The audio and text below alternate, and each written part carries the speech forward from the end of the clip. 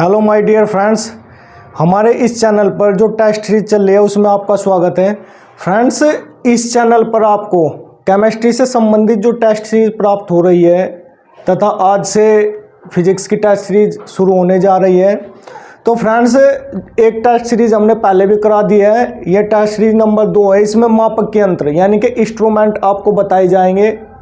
इससे संबंधित एक क्वेश्चन प्रत्येक एग्जाम में आता है, चाहे वो किसी भी प्रकार का एग्जाम हो, सरकारी नौकरी से संबंधित।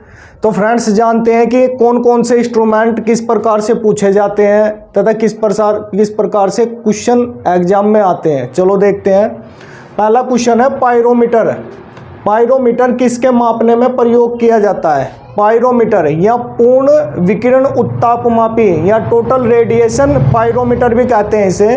तो पायरोमीटर से किसी भारी पिंड या दूर की वस्तु के टेम्परेचर या ताप मापने में इसका उपयोग किया जाता है। यानी कि हाई टेम्परेचर, जैसे सूर्य का तापमान मापना, सूर्य का टेम्परेचर मापना, यानी कि 800 डिग्री सेल्सियस से ऊपर के जितने भी टेम्परेचर मापे जाते हैं वे टोटल रेडिएशन पायरोमीटर से मापे जाते हैं। 800 डिग्री सेल्सियस से नीचे के टेम्परेचर पायरोमीटर नहीं मेजरमेंट करता, क्योंकि इससे नीचे इसका इमिशन नहीं होता, उत्सर्जन नहीं होता।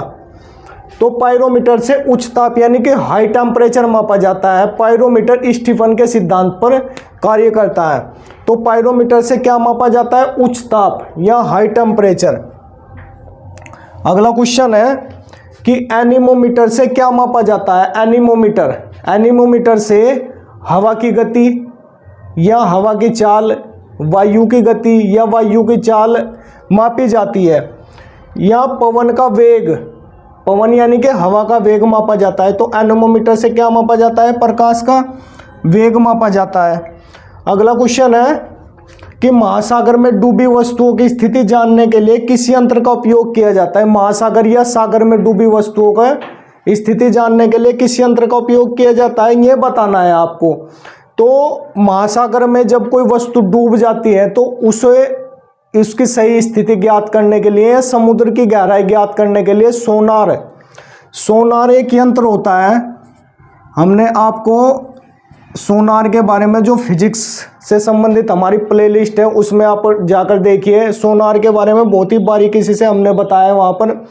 सोनार यानी कि SO से साउंड, N से नेविगेशन, A से एंड और N से रेंजिंग, यह पराश्रव्य तरंगों यानी कि अल्ट्रासोनिक वेव के सिद्धांत पर कार्य करता है। पराश्रव्य तरंगों के आधार पर यह आधारित है।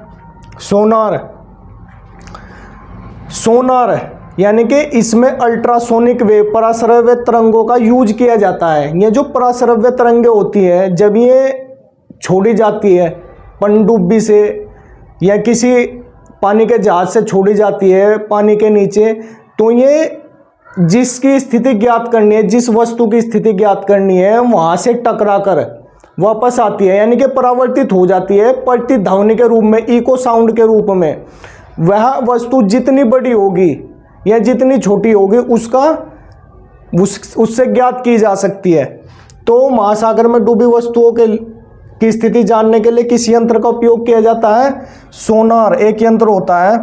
गैल्वेनोमीटर से विद्युत धारा की प्रबलता यानी कि इलेक्ट्रिक करंट कितना ज़्यादा आ रहा है या कितना कम आ रहा है, इसका मेजरमेंट गैल्वेनोमीटर से किया जाता है।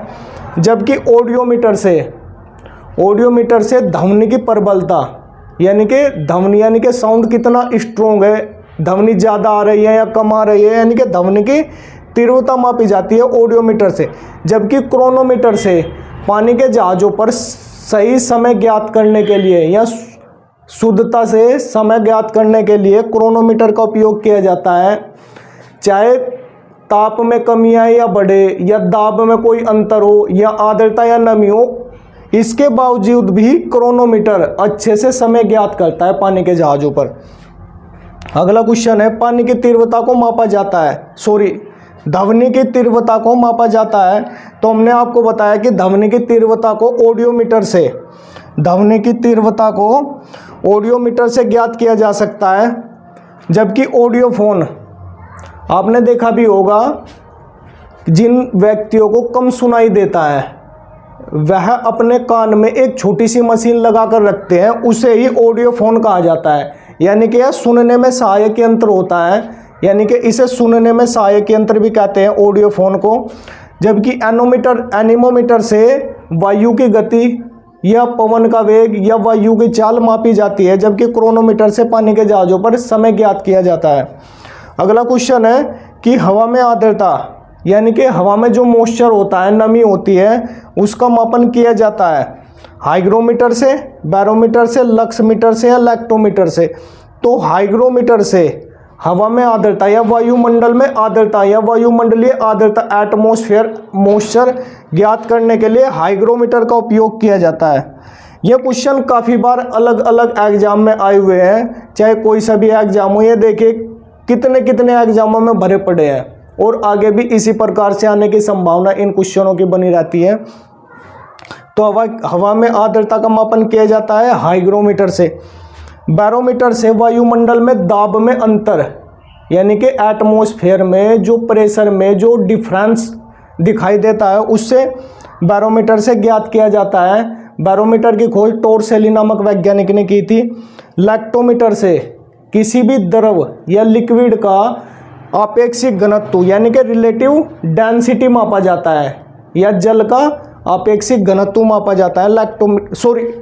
यह तो मापा ही जाता है, बल्कि दूध की शुद्धता भी मापी जाती है कि दूध में कितना पानी मिलाया है या कितना नहीं मिलाया है, यानी कि दूध की शुद्धता मापी जाती है। और जो जल यानी कि पानी, उसकी आपेक्षिक घनत्व भी लैक्टोमीटर से मापा जाता है। जबकि हाइड्रोमीटर से भी किसी जल या किसी द्रव का आपेक्षिक घनत्व मापा जाता है। तो अधिकतर लैक्टोमीटर से दूध की शुद्धता मापी जाती है। यह क्वेश्चन काफ़ी बार पूछा भी गया है।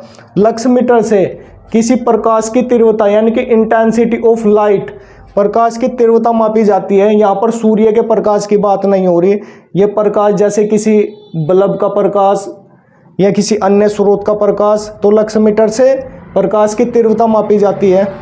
अगला क्वेश्चन है, निम्नलिखित में से कौन सुमेलित नहीं है? एमीटर से क्या मापा जाता है? विद्युत धारा। किसी भी सर्किट में विद्युत धारा मापने के लिए एमीटर का प्रयोग किया जाता है। जबकि विद्युत धारा की प्रबलता, यानी कि कितनी स्ट्रॉन्ग इलेक्ट्रिक करंट प्रवाहित हो रहा है सर्किट में या तार में, उसकी गैल्वेनोमीटर से उसकी जांच की जाती है या उसे मापा जाता है।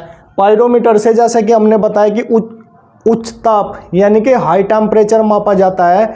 यानी कि क्वेश्चन ऐसे भी पूछा जा सकता है कि 1500 डिग्री सेल्सियस का ताप मापने के लिए किसका उपयोग किया जाता है? पायरोमीटर का। इसे ऐसे भी पूछ सकते हैं कि टोटल रेडिएशन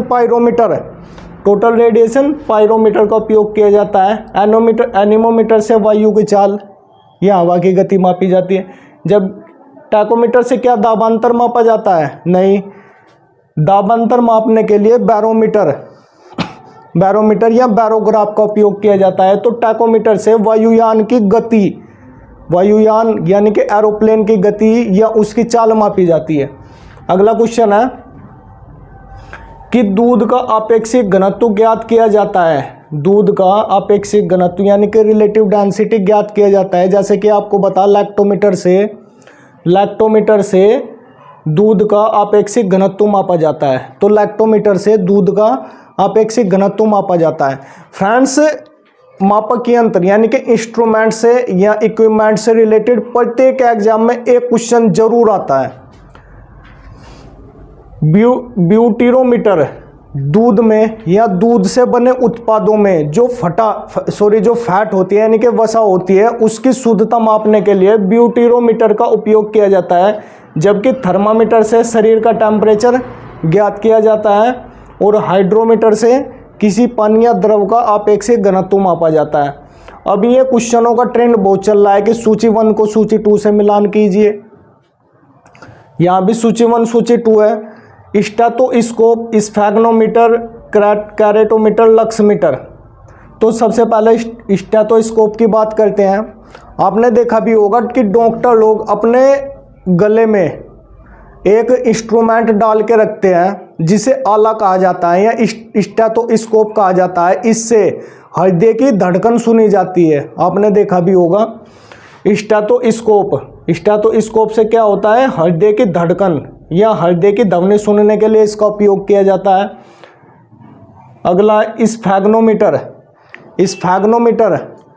आपने कभी बीपी चेक करवाया हो, यानी कि ब्लड प्रेशर चेक करवाओ, हो, यहाँ पर पट्टी बांधते हैं तथा एक रबड़ का जो गेंद टाइप होता है, बॉल टाइप होता है, उसे बार बार दबाते हैं तो उससे ना पारा एक लेवल से ऊपर लेवल तक चढ़ता है, तो उससे रक्त दाब यानी कि ब्लड प्रेशर यानी कि बीपी यानी कि रक्तचाप मापा जाता है, उसे स्फेग्नोमीटर कहा जाता है। तो स्फेग्नोमीटर का उपयोग रक्तचाप यानी कि ब्लड प्रेशर मापने के लिए किया जाता है।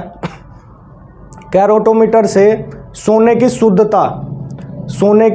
शुद्धता मापी जाती है। कैरोटोमीटर से सोने की शुद्धता मापी जाती है। और लक्समीटर से, जैसा कि आपको बताया गया है, प्रकाश की तीव्रता यानी कि इंटेंसिटी ऑफ लाइट मापा जाता है।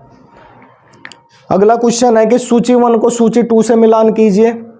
तो फ्रेंड्स, यदि अब तक आपने हमारे चैनल को सब्सक्राइब नहीं किया है तो आप हमारे चैनल को सब्सक्राइब कर ले। इतने महत्वपूर्ण क्वेश्चन और आगे से जानने के लिए हमारे चैनल को आप लाइक, शेयर तथा सब्सक्राइब करें। अगला क्वेश्चन है फ्रेंड्स कि एनीमोमीटर, सूची 1 को सूची 2 से मिलान कीजिए। Anemometer, seismograph, barograph, hygrometer. Anemometer से, जैसा कि आपको बताया, ये प्रत्येक बार बार दोहराए जाते हैं। ये जो क्वेश्चन है ना, इनका लेवल तो सेम रहता है लेकिन बार बार दोहराए जाते हैं आपको बिचलाने के लिए। तो एनीमोमीटर से क्या होता है, जैसा कि आपको बताया, वायु का वेग या वायु की चाल या हवा की गति मापी जाती है। किसी प्रकार भी पूछ सकता है कि वायु का वेग मापन किया जाता है, वायु का वेग, हवा की चाल, ऐसे किसी भी प्रकार, पवन का वेग, किसी प्रकार भी पूछ सकता है। तो एनीमोमीटर से वायु का वेग ज्ञात किया जाता है, जबकि सिस्मोग्राफ से भूचाल, अर्थक्वेक, सिस्मोग्राफ से भूकंप या भूकंप के झटके मापे जाते हैं। बैरोग्राफ या बैरोमीटर से वायुमंडलीय दाब या वायुमंडल का दाब, एटमॉस्फेयर प्रेशर मापा जाता है। हाइग्रोमीटर से वायुमंडल में उपस्थित या हवा में उपस्थित आर्द्रता यानी कि मॉइस्चर मापी जाती है।